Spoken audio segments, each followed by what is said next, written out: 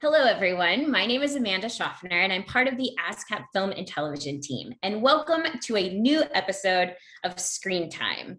I'm so excited to share the screen this morning with Diane Warren and Laura Pausini to talk about this amazing film, The Life Ahead, and their beautiful song that was written for the film. So we're going to go ahead and jump right in. Hi, Diane. Hey, how are you? I'm doing well. How are you? I'm good. I'm excited. Good. Hello, Laura.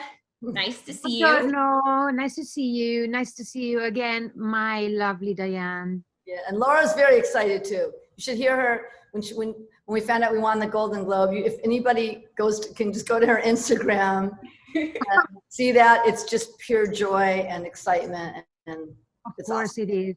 That was actually how I wanted to start the conversation, because in this crazy topsy-turvy, year that we've just had with 2020, I mean, how amazing to start off 2021 with a win at the Golden Globes. That must have been incredible. But also you guys were, remote from each other and remote from the audience. Like, what was it like to win a Golden Globe in 2021? Well, first of all, I was shocked because I didn't think it was going to win, and so Netflix was kind enough to send champagne to all of us. Oh, lovely. Did you get yours in Italy? You must have gotten yours in Italy. Yes, I did. Yeah. So I just said, and so I went on Instagram Live and I'm drinking. I don't drink much, so I got a little drunk. I'm like, hey, fun, it's Golden Globes are today, and not thinking anything. And I went in the kitchen, and right when I went in the kitchen, looked on the TV screen. They were about to announce the category. I'm like, oh, so I ran in there just as they were saying that the song won. Yes. It's like, it never gets, none of this stuff ever gets old. Not that I ever win that much that I would get old, but it's a great, feeling. Yeah, absolutely. And I do have to applaud Laura's reaction, because I think that was the reaction of all of us. It's just like pure unadulterated joy. Yeah. I don't know what you were saying, Laura. Were they words you could repeat? Were they? Yeah, actually, it's something like, I can translate like holy cow, something like Like this. she means. Yes, exactly. That's what I was going to say. It's everything. But that the fact that this award came in a year that we are suffering COVID, and I imagine most of the people that are songwriter or singers are very emotional regarding that, so really it was even bigger than I probably would live this moment, because I read that a lot of people were upset regarding the fact that it was not in live and it was virtual. But in my case, the fact it was virtual allowed me to stay with my family that usually I'm not able to celebrate or following an award with them, because they are living. We are now in Bologna, which is a city in the north of Italy, and in the hills. So it's very nice to stay with my family and enjoying everything. Scream, actually, one of the scream that you're hearing there is my father's. So that's the best. That's the best. And we discovered Your dad was with you? Your dad was with you? That's so nice. Yeah. He's always with me. He's actually here by my side. He loves to follow everything. He's in love. He's a singer songwriter too. He was a piano bar player, and he played like bass and keyboards, and in English the big accordion. Yeah, this one. So, and he's got a beautiful voice. Must be proud of you, huh? Sorry? You must be proud of you. I'm more proud of him, because he's the one who believed in me. There's one crazy thing with on this year's Oscars is on. Yeah. My dad passed away years ago at 70, a long time ago, and this the Oscars this year is on my dad's birthday. Wow, so, that's so special. Yeah, I mean, it's just like, and he was the first person to ever believe in me. So I'm like, maybe that's. Yeah. I really, it touched me, that story. And the day we will discover if we are in the nomination, Sure. is the day I lost my grandma. And Wow. also we have lots of lots of Oh, things that are, some angels there. There's some angels there. yes, there's some Now angels. for us. All right. Absolutely. That's incredible. I want to take a step back because I obviously want to set the stage for the song, but could you guys walk us back a little bit? Diane, obviously I know that you started the song and really and started in English. And I wondered if you could talk about originally. It was, the song was written in English. Yeah. Yeah. And I wonder if you could talk about, what was the first time you were approached by the project? What was the first time did you read the script? Did you see the film? Yeah. What brought you to that point? I'd heard about the movie. I read the script and was just so moved by the story. Totally. It's just such a beautiful, beautiful story. And I knew Sophia Loren was going to be in the movie too, and that made it, of course, like who doesn't want to write a song for a Sophia Loren movie, Absolutely. And I read it, and I kept seeing the word "scene," and because these people, Madame Rosa and Momo, they're not seen by the outside world as, they're beautiful people, but they're for whatever circumstances, they're kind of more outcasts, yet they're thrown together, and the arc of the story, but as time goes on, they truly see each other through love, because they see each other through their hearts, and that is, so I wrote the song, and I had a broken hand at the time, and everybody said, break a leg. I got it covered. And I was like trying to, write it on my, with a keyboard, with a guitar sound on my keyboard, and just kind of, and came up with that chorus, and then wrote the rest of the music, and wrote the song, and I remember going to Eduardo's house, with my broken hand here and a guitar in this hand. I played the song for him, and he loved it and stuff. And then did a demo. They put it in the movie, and they go, no, the song just doesn't work. And I'm like, why doesn't it work? Maybe it's the arrangement and all this. And then I realized that, wait, it doesn't work because the movie's in Italian. This song has to be in Italian. And Laura and I have talked about working together, for 10 years, Laura? Yes, and more. Yeah. Yeah, more. I lose track of time. And I'm like, okay, we got to get this is Sophia Loren. We got to get the best singer in Italy. That's right. Laura Pausini, hands down. And I reached out, and you loved the song, and you wrote these beautiful lyrics, and all of a sudden the song worked. It all came together. Yeah.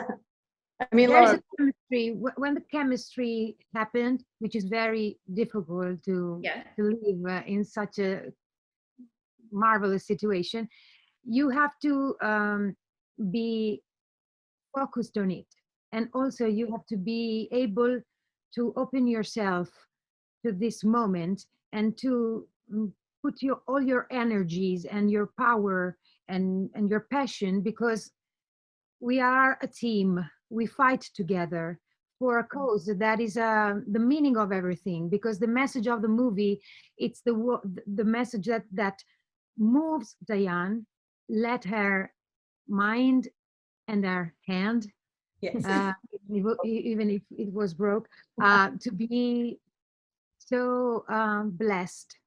Yes. And now we want to be fighter together, fighter of love, because we are talking about that. We are, what happened to me. I watched the movie. It wasn't finished yet, but I watched it, and I listened to the English version on the end of the movie, and I said, gosh, this one's fucking great. I want to sing it.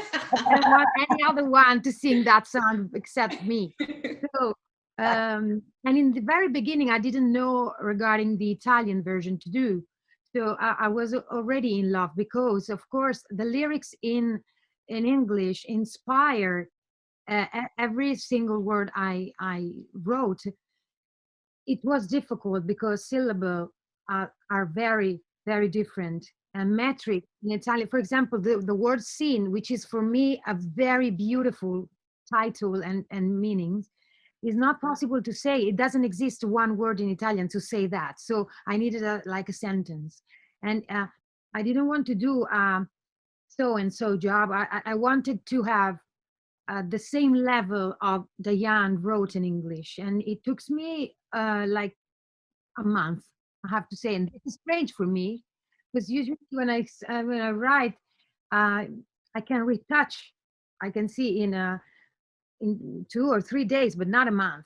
But I wanted to do. I was so focused on it. I want Jan to be happy, Sofia to be happy, Eduardo to be proud, because we are walking with a message which is very important to be heard in this moment. And I'm very proud to be part of them, of this big family of love. Yeah, it's interesting that you say that, because I think that's what struck me the most about this song. I heard the song several times before I saw the movie, and I think once I saw the film, it just kind of all made sense. And Diane, I'm going to brag on you for a, for a little bit, but you have this beautiful way. I think sometimes with a film song, here's what I'll say.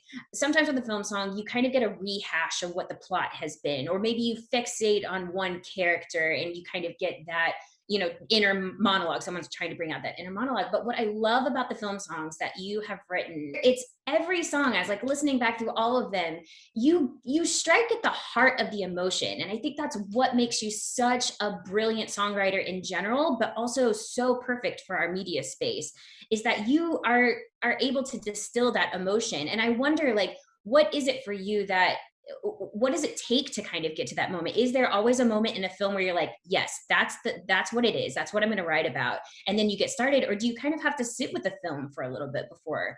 Well, this was reading the script. I mean, it's different whether I could see a movie, Yeah. or read the script. It's just what gets me emotionally. And I write a song, if it's an end song, that I want to write the song that I want to hear at the end of that movie, and I want to tie it up emotionally, but I don't think about it. It's like, it's a subconscious thing. I don't think about that at all, and and also when I do a song for a movie, of course, first and foremost, it has to fit that movie. And actually this song with this movie, Eduardo actually changed, once the Italian lyrics were done, they changed the whole ending of this movie and took out dialogue. And this song became the dialogue of what Madame Rosa was leaving with Momo. And to me, it was Momo with Madame Rosa too, but within that movie. But what I try to do with songs I write for movies, this one too, is the song also exists outside of the movie, because we're living in a time where none of us are seeing each other. Like, it's all tribal and politics and this and that. And we're all people. We all want to be loved and understood and seen. So right. I think now this song is more important than ever. Yeah, I have to agree. And you guys have put together this beautiful, outside of the film too, you guys have this beautiful music video. And if you can't watch the music video without crying, like, anyone who was able to do that, like, you got to check your pulse. Like, just those images. You see these images of these beautiful, strong women singing along to this song. And it just, you're right. It doesn't necessarily always have to live within the film. That's what's so brilliant about this song. It really does kind of, like, again, strikes at the heart. It just kind of gets you. That was an Eduardo idea, is to let the other women to express themselves through her faces. And every kind of face you are watching on the video, they have a story in their eyes, is in their face itself.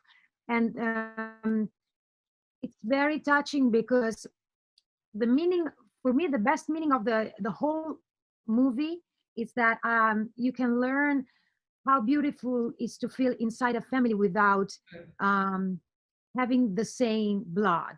That's right. It is now a message that is absolutely contemporary and has to be understood in a very deep way, because lots of people are not having a family, but they can have it. Exactly. That adopted family that you make for yourself, I think, is sometimes just as important as the one that you're born with. Yeah. There's a line in the movie that just really, like, gutted me, and it's this conversation between the shopkeeper Hamil and Momo, and he says, language is the greatest weapon, and he's obviously it's in kind of a comical moment where Momo is telling him that he has stabbed a kid with a pencil.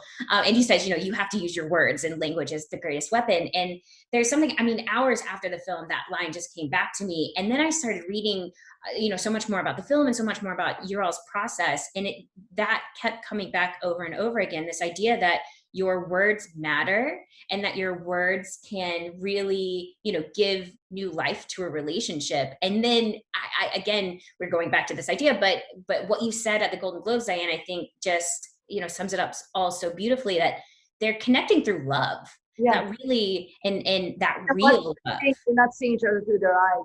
They're seeing each other through their hearts. Exactly. I think that's such a beautiful, beautiful sentiment. I wondered, what was the biggest takeaway for you guys? Obviously, you're on this like beautiful journey now together, but what have you learned from the process?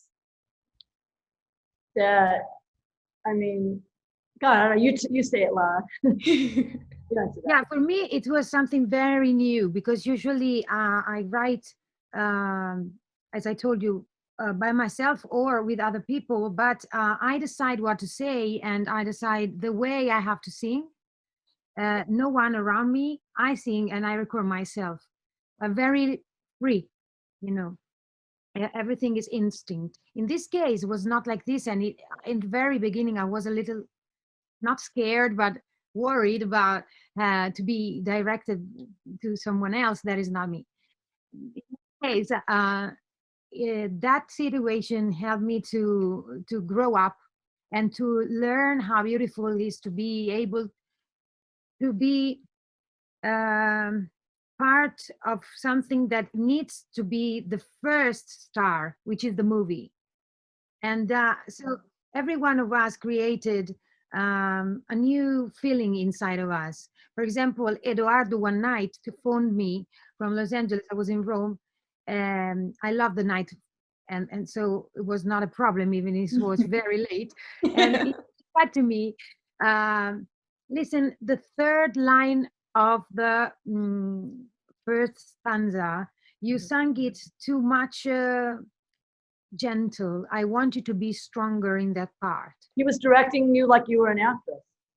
Yeah, absolutely. And this was strange, but at the same how important time, that song is to the movie, by the way. That it wasn't just an end song. It was so part of the movie that he was directing you like you were an actor. That's interesting. Exactly. That's exactly what I wanted to tell you in the beginning when I told you we are a family, because we built something.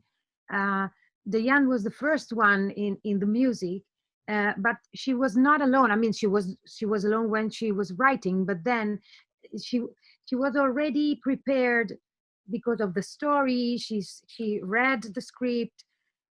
It was something that we create all together for a cause, which is not exactly the same that we are working usually. For example, I'm not like working like this because the cause usually is me, right, and my music. Right. And this time, this is my music because I cannot. Laura's a diva, so it's all you. When you're a diva, it's all about you. And then you're in the service of a movie, and then the movie's. No. no, I meant that in a good way. You know what's interesting? I'll tell you one interesting takeaway is that when you say the power of words, there's something about the power of music, because people are really responding to the song, and it's in Italian, and we're in America. Like the people are calling me that they're crying hearing the song. You don't, you could see the lyrics, the translation under it, but they're responding with your voice and that melody, and that's exactly right. So interesting. We're the first song ever in Golden Globes history to ever win a song not in English. That's true. That's also very, makes us feel very proud, because all Italian people are winning with you. So you cannot imagine what it means for us, because Golden Globe is something so important, and it was almost impossible to think about a song in Italian in the Golden Globe. So this is also why I didn't dream about it, because I thought it was only for not Italians people. So Diane let me live this dream. No, we're living it together. It's really thrilling. And I love the ride, you know, I love all this stuff. It's like, I love to see, you know, a song, you know, get that's moving people, it's touching people, and they're responding to it. It's always, it never, you know, there's nothing not great about that, you know, especially this song in this time that we're living in. We're, like I said, people don't feel seen. A lot of people feel invisible right now, you know. That's exactly right. Yeah, I think that's what's so incredible about this film. Again, it's like one of those things. You're right. You know, you watch the entire film in Italian, but there's still something about it, something about the characters too, that is so universal. And you know, the original book was in French. It's like it really does transcend culture and boundary. And I think that's you guys have absolutely, again, like I said, you again have pulled out that emotion, and it's no surprise to me that it is connecting with everyone, and it's no surprise to me that you guys are on this wild awards journey. But I wanted to thank both of you for spending a little screen time with us here at ASCAP today. You've got plenty of well-deserved accolades coming your way. We've got the Critics' Choice Award that's coming up this weekend for anyone who's keeping tabs at home, and we're on to the Oscars. Like I said, this is going to be an exciting journey for you guys. So thank you so much for joining us. It was lovely to talk to both of you. Thank you. And thank you also to Diane and Eduardo and Sofia, because we need to remember that this Italian aura, this Italian aura, it comes from Sofia and the way Eduardo wanted to show Italy and an Italian heart. So that's right, a true love letter. Yeah. So thank you again to all of you girls, women power. That's right. Thank you both. Bye, you guys. Thank you. Bye. Ciao. Arrivederci. Bye, you guys.